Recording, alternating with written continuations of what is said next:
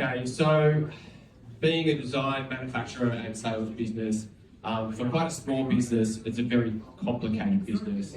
I heard some questions in the audience. I think there's probably some other people here that are manufacturers, and you know about how much that goes through the business at any one point. The concept of raw materials changing every day, labour output being different between person to person, sales output changing, like everything's a variable in a marketplace that is extremely competitive. So we wanted to, I guess, have something that made a lot more transparency in the business. So it didn't feel like you were working in the business the whole time, but you were actually using data coming out of the business to make good business decisions. So can you walk us through how Odoo helped you overcame some of these challenges? So I guess that was where we turned up and then got introduced to Ryan with Havi, and essentially we took this very complicated business where I spent my whole life getting to know it and still suffering, I guess, not knowing so much about it.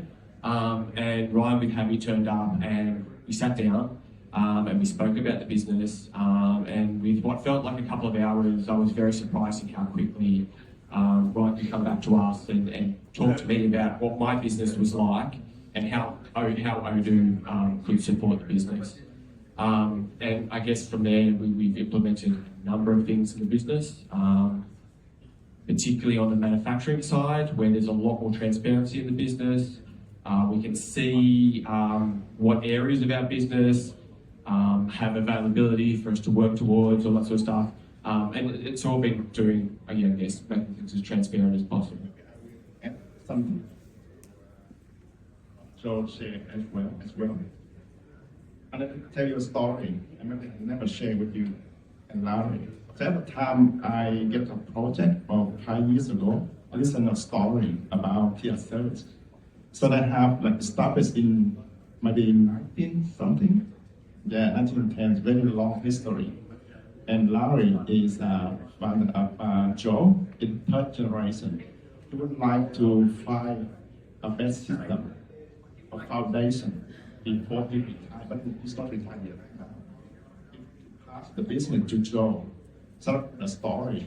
And in my mind, for me, this project cannot be failed. Yeah.